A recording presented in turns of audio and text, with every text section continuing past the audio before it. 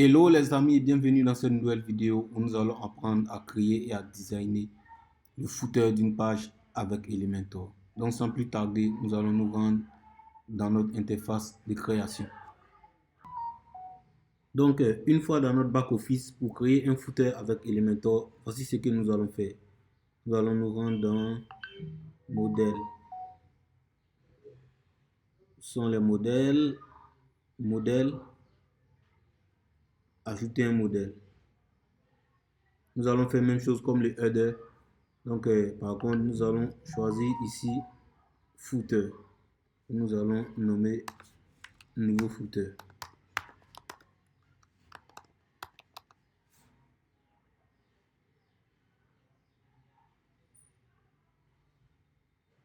Donc, une fois notre modèle créé, le modèle est directement modifiable avec Elementor.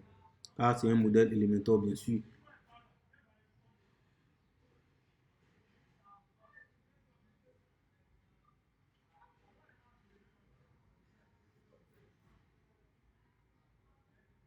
Donc, voici là notre modèle que nous pouvons gérer avec Elementor, notre footer. Donc, ce que nous allons faire, je vais d'abord vous montrer le footer sur la maquette que nous allons réaliser. Donc, je vais me rendre dans le document ici, maquette BTP, et je vais prendre la page d'accueil. Donc, voici notre page d'accueil et voici le footer de notre page d'accueil. Donc, c'est ce footer que nous allons essayer de reproduire. Donc, voici ce que nous allons faire. Nous allons créer ici un conteneur. Le premier conteneur que nous allons mettre en pleine largeur.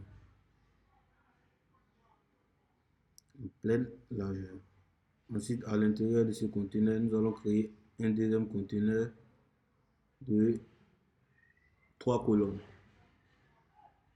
Nous allons glisser, déposer à l'intérieur de notre conteneur. Je ne sais pas pourquoi les glisser, déposer ne prennent pas. Donc, ce que je vais faire, c'est un copier-coller. Je le copie et je le colle à l'intérieur du conteneur que j'ai créé.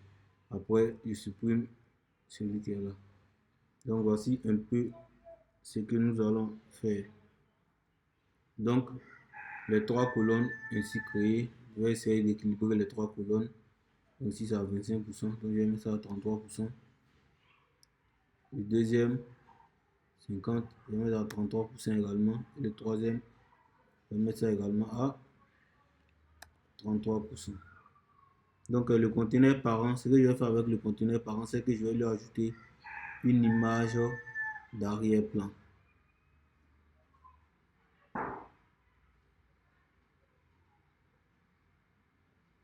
Donc, je vais choisir cette image que je vais mettre dans son arrière-plan. Donc, après avoir ajouté le background, nous allons ajouter les propriétés sur le background. Background position, nous allons dire centré au centre. Aucun défilement, aucune répétition. Et la taille, nous allons prendre couvrir. Donc là, les propriétés du background sont bonnes. Donc nous allons venir voir ce qu'il y a sur la maquette. Donc là, je vois que sur la maquette, il y a le titre, le logo avec le nom de l'entreprise. Donc là, ce que nous allons faire, nous allons essayer d'ajouter cela d'abord. Mais nous voyons que nous avons déjà ajouté les trois colonnes avant ça. Donc ce que je vais faire, je vais ajouter un nouveau conteneur que je vais mettre en haut du conteneur à 3 colonnes. Donc je vais le copier comme on le fait d'habitude, le copier et le coller à l'intérieur du conteneur parent. Si je le colle à l'intérieur du conteneur parent, je vais venir ici, je vais faire comme ça, et je vais le coller là. Voilà. Donc là, je l'ai collé à l'intérieur du conteneur parent. Donc ce que je vais faire maintenant, c'est le glisser en haut du conteneur avec le conteneur à 3 colonnes. Donc là, c'est bon. Donc ce que je vais faire, je vais ajouter un padding en haut et en bas au conteneur parent. Conteneur parent, je vais ajouter un padding de 50 en haut. Voilà. Et 50 en bas. Donc là, c'est bon. Je vois que je me suis trompé ici en collant l'autre conteneur. Je vais le supprimer. Donc là, je le supprime. OK. Donc, ce que je vais faire, je vais ajouter une superposition d'arrière-plan à mon image. Donc là, je descends ici. Je viens dans les propriétés de l'image d'arrière-plan. Et je vois superposition d'arrière-plan. Donc, superposition d'arrière-plan. Je vais prendre classique. Et je vais prendre couleur. Voilà. Voilà. Je vais ajouter une couleur superposée à l'arrière-plan.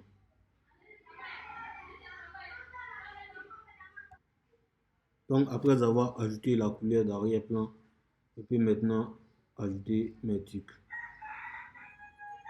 Je vais commencer par ajouter le logo. Je vais ajouter le logo dans la première colonne. Donc, je vais prendre le logo du site. Au lieu du logo du site, je vais prendre une simple image. Voilà. Je prends une image que je vais gérer après. Donc là, je choisis le logo. Et là, voici le logo. Donc, je vais aligner cette image-là à gauche. Là, là, qu'est-ce que je viens de faire? Qu'est-ce que je viens de faire? Je viens de commettre une bourde. Donc là, je vais supprimer cela. Je vais supprimer ça rapidement. Je vais supprimer cette image rapidement. Je vais créer une rangée à 2 colonnes ici que je vais copier et je vais coller à l'intérieur de ma première rangée. Voilà, une fois que cela est copié à coller à l'intérieur de ma première rangée, donc je vais ajouter une image à l'intérieur de la première colonne de ma nouvelle rangée à 2 colonnes. Voilà. Et je vais mettre mon logo là. J'espère qu'on comprend et on avance ensemble. Donc vous essayez de pratiquer également. Donc ne vous contentez pas de regarder les vidéos. Donc là, je prends un tiers et maintenant la taille, je peux maintenant essayer de gérer. Voilà. Je gère la taille et puis j'aligne le logo à gauche. Maintenant, je vais réduire la taille de cette colonne. Voilà. Je réduis la taille de cette colonne de telle sorte que le titre se rapproche un peu plus du logo. Donc là, ce que je vais faire, c'est augmenter la taille du logo, le mettre à 100% par exemple. 58, c'est déjà bon. Donc là, je vais mettre le nom du site ici, site title. Et là, voilà. Donc ce que je vais faire, je vais essayer de centrer sur la largeur. Voilà. Et je fais de même pour l'autre colonne avec le logo et le tour est joué. Donc le nom du site ici, je vais mettre ça en blanc comme sur la maquette. Donc là, voilà. Donc on a le logo et le nom du site. Il va nous rester maintenant à gérer les 3 colonnes. Donc dans la première colonne, on va voir sur la maquette. Dans la première colonne, nous avons contact et tout ces machins. Donc ce que nous allons faire d'abord, c'est ajouter un titre H3, pourquoi pas, H3, voilà, que nous allons mettre en blanc.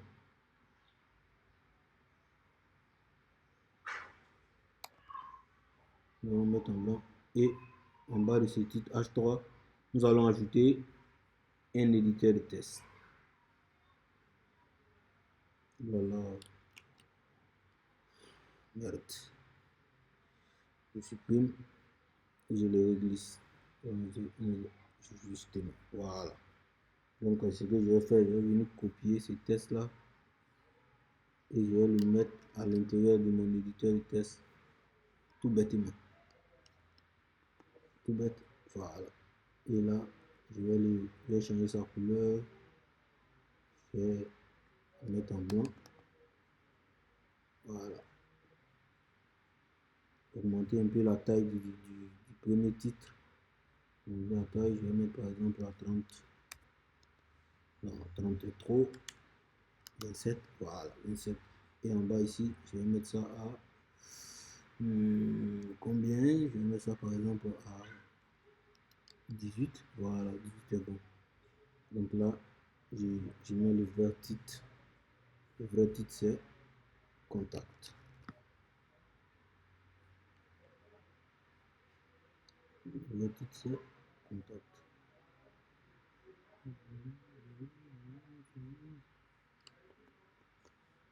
Voilà, donc une fois que cela est fait, donc j'ai un prototype de la colonne. Donc je vais dupliquer cette colonne-là 2 fois et je vais supprimer les colonnes vides. Ça, c'est une astuce pour aller un peu plus vite, quoi. Voilà, donc vous voyez, quand je supprime les colonnes vides, ma maquette est top. Donc il me suffit maintenant de changer certains trucs. Donc je viens en couverture, je copie. Là maintenant, je ne fais que copier-coller. Je colle. Ensuite ici,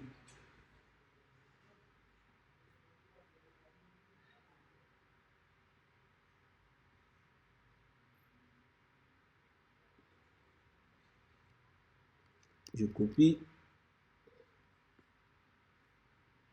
et je colle. Ok.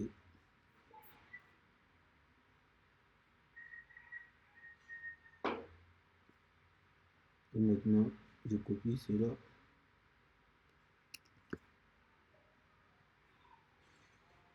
et je colle en bas. Ici, on voit qu'à partir de l'heure, ça revient à la ligne. Donc, ce que je peux faire, c'est venir ici, venir dans le code ici, venir en bas de Friday, je cherche Friday, je trouve Friday, et là, après Friday, j'ajoute un BR. Oh là là, BR slash.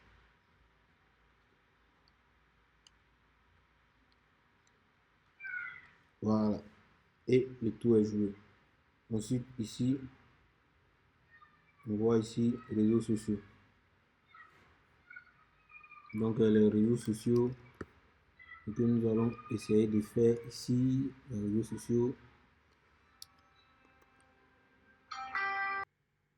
Voilà, donc la colonne des réseaux sociaux, ce que nous allons faire, nous allons supprimer le titre ici. Nous allons ajouter les icônes des réseaux sociaux. Donc on recherche ici réseaux sociaux, les icônes des réseaux sociaux. L'élémentor, ça va être social. Et voilà. Donc icône des réseaux sociaux, je glisse, je dépose là. Donc j'ai un peu ça. Donc ce que je vais faire, je vais venir aligner ça à gauche. Oh là là, je m'envoie l'alignement à gauche, voilà. Donc on va voir un peu comment ça se comporte sur la maquette. Donc Facebook, Twitter et Instagram. Donc on va remplacer YouTube par Instagram. Donc on va rechercher ici Instagram. Instagram, ok. Et voilà. Donc on va essayer de donner un peu les couleurs qui sont sur la maquette.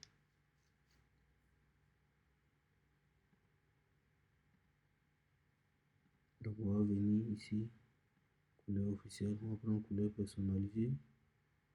Et couleur principale, on va prendre par exemple blanc. Ok. Et couleur secondaire, on va prendre par exemple noir. Ok. Noir, bon, on va prendre transparent. Si on prend transparent, c'est pas bien. Voilà. On va prendre cette couleur. Donc là, et puis on va essayer d'arrondir les bords, border radius. Donc on va arrondir les bords. Et voilà, 35 pixels. Et le tour est joué. Donc espacement, on va mettre un peu d'espace entre les icônes. Et voilà. Donc là, Je pense que c'est tout pour le footer. Donc ce qu'on va faire maintenant, on va essayer d'agrandir un peu la taille du footer. Un peu parce que lorsqu'on regarde sur la maquette ici, on voit que le footer occupe quand même assez d'espace. Donc pour ce faire, ce qu'on peut faire, on peut augmenter les paddings. Pourquoi pas? Augmenter les paddings. Les 50, par exemple à 150. Voilà. Puis le tour est joué. En haut, on va mettre en haut à 100. Voilà. Et on va donner une padding bottom à ce bloc là. Donc là, un padding bottom de 50. Voilà. Et le tour est joué. Donc je vais enregistrer. Avant d'enregistrer, je vais ajouter la condition et je vais dire entire site, c'est-à-dire le footer sera visible sur tout le site. Donc j'enregistre. Et là, je peux prévisualiser mon footer. Preview.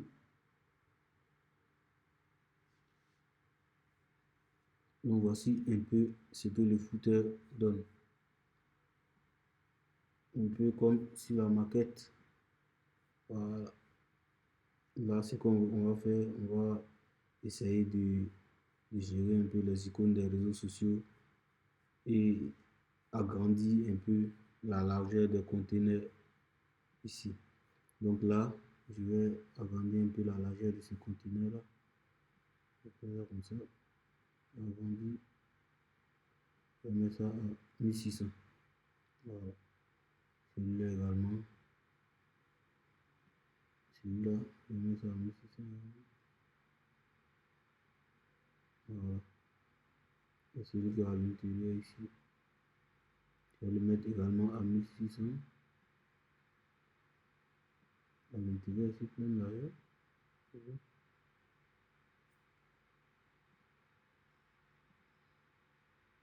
Voilà. Je vais mettre celui-là à 1600 également.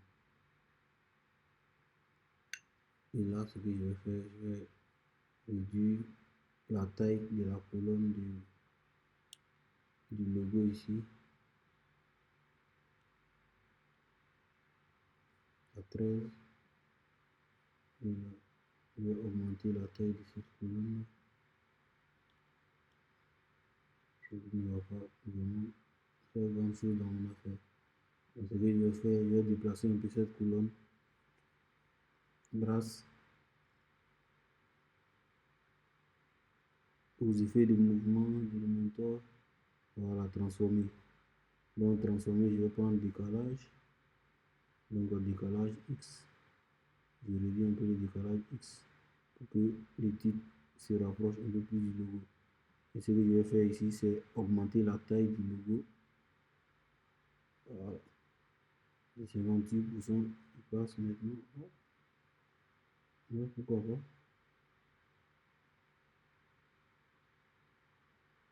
90%. Ok.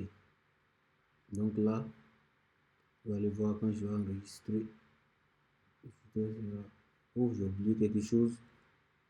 Ici, ce que je vais faire, c'est augmenter la marge interne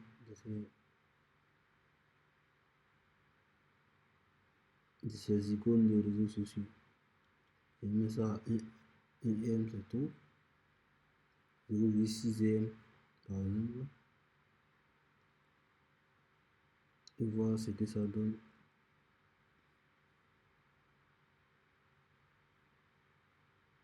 La taille réelle, c'est toujours bizarre.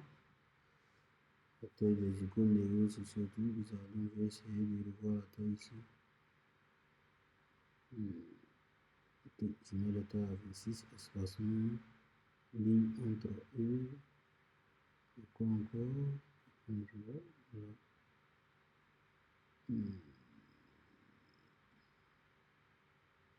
Ah non, je comprends. Ouais, c'est forme arrondie. Forme arrondie.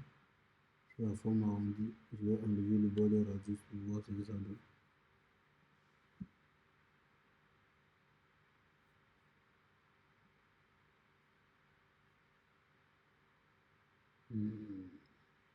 Ok. Donc là, ça devient un peu délicat.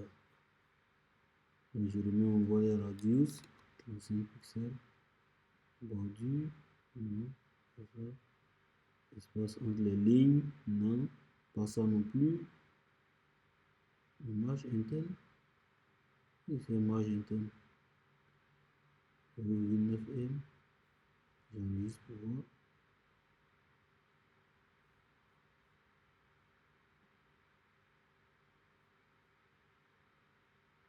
Normalement, l'apparence que ça donne sur Elementor, c'est cette apparence que ça doit avoir sur la page. Mais là, je ne sais pas pourquoi cela me pose des problèmes. Donc, on va essayer de voir. Colonne, tout.